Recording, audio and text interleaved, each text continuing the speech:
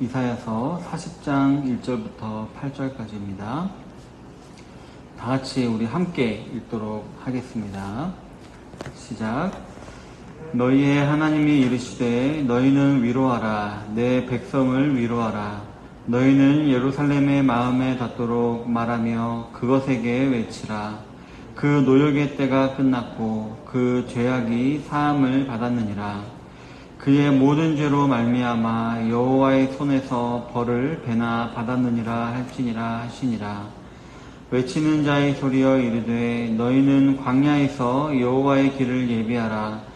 사막에서 우리 하나님의 대로를 평탄하게 하라. 골짜기마다 도두어지며 산마다 언덕마다 낮아지며 고르지 아니한 곳이 평탄하게 되며 험한 곳이 평지가 될 것이요. 여호와의 영광이 나타나고 모든 육체가 그것을 함께 보리라. 이는 여호와의 입이 말씀하셨느니라. 말하는 자의 소리여 이르되 외치라. 대답하되 내가 무엇이라 외치리이까 하니 이르되 모든 육체는 풀이요 그의 모든 아름다움은 들의 꽃과 같으니 풀은 마르고 꽃은 시듬은 여호와의 기운이 그 위에 붐이라. 이 백성은 실로 풀이로다. 풀은 마르고 꽃은 시드나 우리 하나님의 말씀은 영원히 서리라 하라. 아멘. 오늘은 본문을 중심으로 해서 성도의 위로라는 제목으로 하나님 말씀을 나누기를 원합니다. 이사야서는 무려 66장으로 구성되어 있는 긴 성경이지만 이 성경을 간단하게 두 부분으로 나눈다면 바로 심판과 회복입니다. 심판에 대한 내용이 바로 1장에서부터 39장까지고요.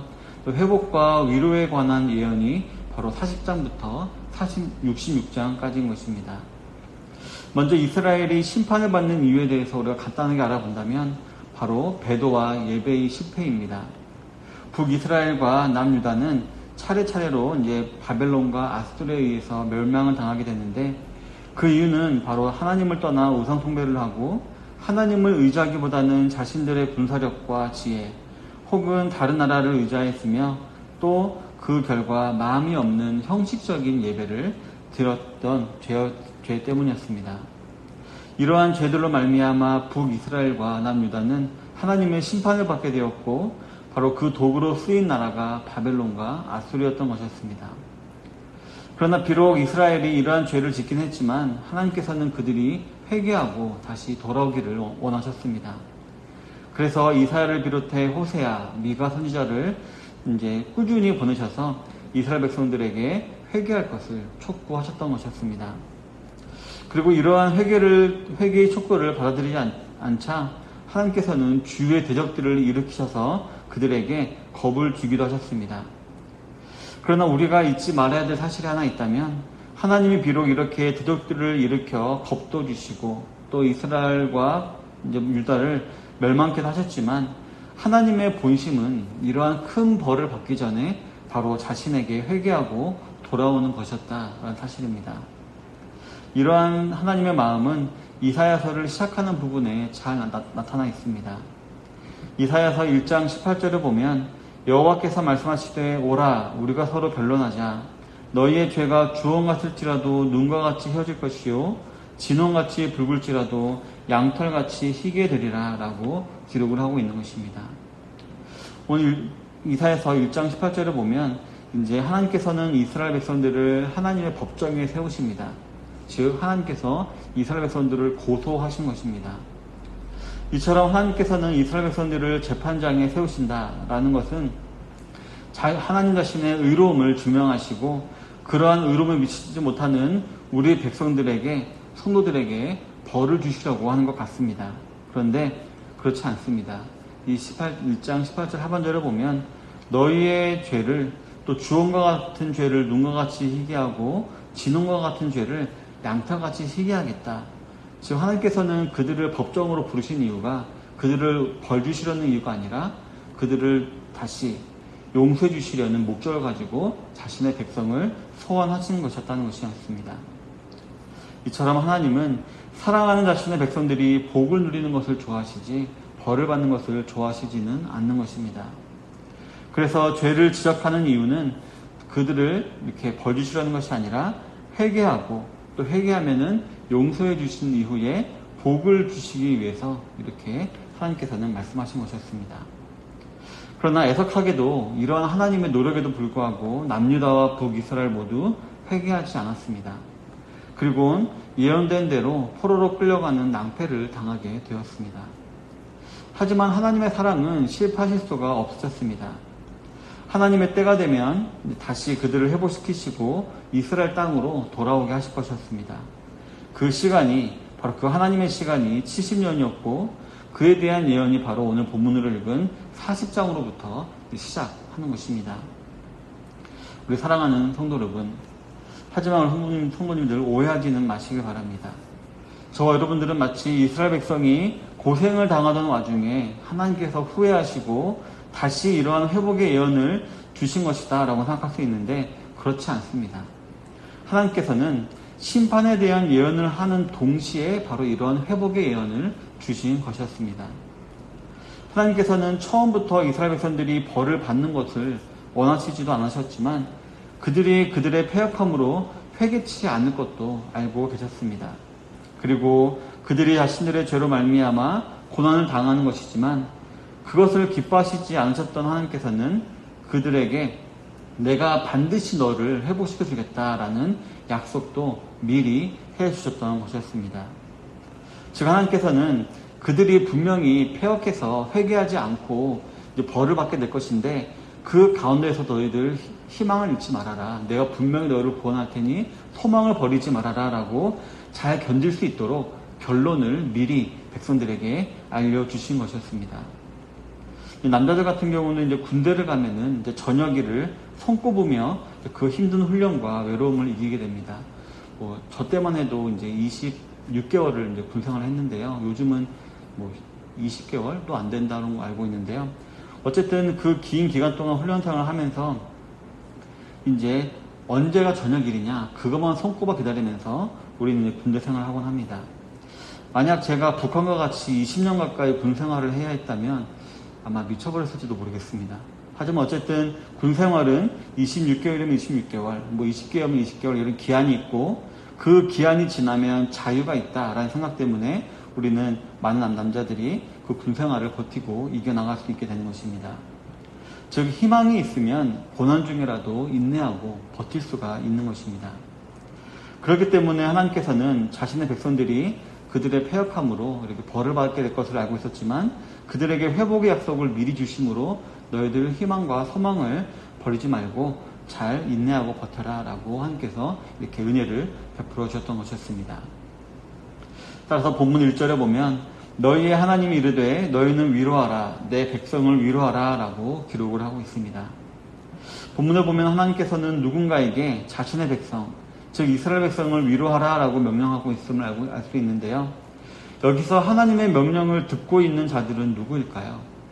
너희는 내 백성을 위로하라 할 때 이 명령을 듣고 있는 자는 누구일까요?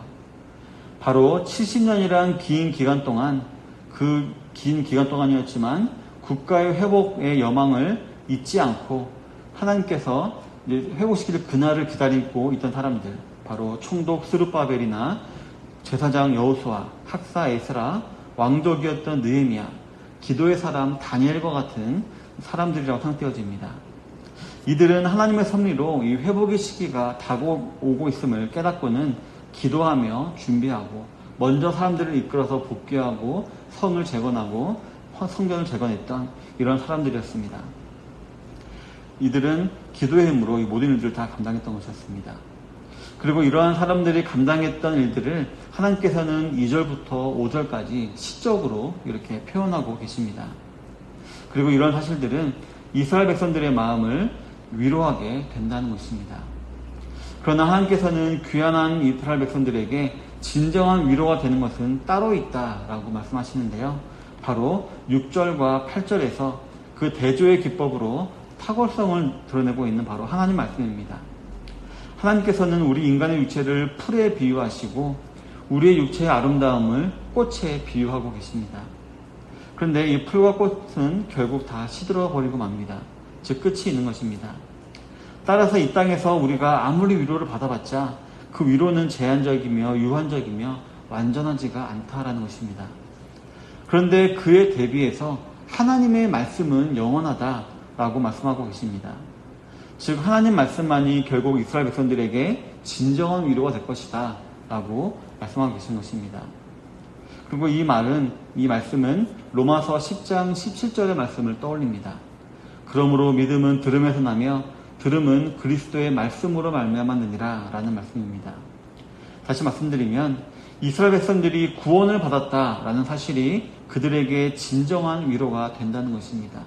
잠시 잠깐 이 땅에서 우리가 평안을 누리고 몸이 편하고 맛있는 거 먹고 좋은 데 가고 이런 것이 우리에게 진정한 위로나 평화 되는 것이 아니라 우리가 하나님 말씀으로 말미암아 구원받고 그 말씀대로 살아갈 수 있는 힘도 있고 또 그 말씀이 하나님의 말씀으로 믿어지는 은혜가 있다는 것이 우리에게 진정한 위로가 된다는 것입니다. 성도 여러분, 지금은 조금 이제 유행이 지나간 것 같지만 여전히 현대 사람들은 힐링을 되게 원합니다. 그래서 끊임없이 치유와 위로와 관심과 사랑을 받고 싶어 하는 것입니다. 그래서 교회에 와서도 기도와 찬양과 봉사와 교제 등을 통해 자신들의 어떤 힐링을 받고자 하는 것입니다. 물론 기도와 찬양과 봉사, 교제 이런 것들을 통해서 감정적으로 힐링을 받을 수가 있을 것입니다. 그러나 이 기도와 찬양과 봉사와 교제는 저와 여러분들의 힐링을 위해서 존재하는 것이 아니라 바로 하나님을 예배하기 위해서 존재하는 것들입니다. 따라서 이러한 것들을 자기 자신의 위로로 사용한다면 그것은 오히려 신성모독이 되는 것이고 하나님께 범죄하는 것이 되는 것입니다. 잘못된 신앙생활이기도 하면서 그것을 통해서는 우리가 진정한 위로를 얻을 수가 없는 것입니다.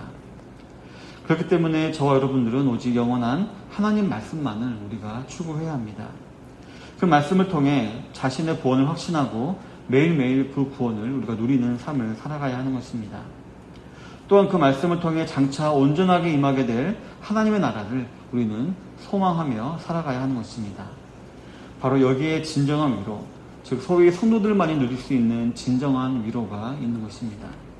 앞에서 말씀드렸던 기도와 찬양과 봉사와 교제 이런 것들은 교회가 아니고서도 할 수 있는 것들입니다. 교회가 아닌 곳에서도 그냥 산에 가서도 기도할 수 있는 것이고 굳이 교회가 아니라 노래방 가서도 노래할 수 있는 것이고 자원봉사 할 수 있는 것이고 사람들과 이렇게 교제 나눌 수 있는 것인데 다 교회가 아닌 곳에서도 할 수 있는 것입니다. 하지만 우리 교회에서만 할 수 있는 것, 바로 하나님께서 주시는 말씀, 선포되는 말씀을 통해 하나님과 교제하고 그 가운데 구원을 확신하고 그 구원을 누리고 또 그 구원 가운데 우리가 장차 받게 될 천국의 소망으로 우리는 희망을 가지고 위로를 얻게 되는 것입니다. 성도 여러분, 이 피곤한 새벽에 이러한 위로가 있으시기를 바랍니다. 성도 여러분, 어떤 위로를 원하십니까? 한순간 반짝 좋았다가 사라지는 위로를 원하십니까? 아니면 영원한 만족을 주는 위로를 원하십니까? 부디 영원한 만족을 주는 위로를 추구하면서 오늘 하루도 우리 하나님의 영원한 말씀 위에 서게 되시는 모든 성도님들이 다 되시기를 바라겠습니다. 그래서 오늘 하루도 하나님께서 우리 성도님들에게 주시기 원하시는 진정한 위로를 누리며 복된 삶을 살아가게 되시는 모든 성도님들 되시기를 주님의 이름으로 축원합니다. 아멘.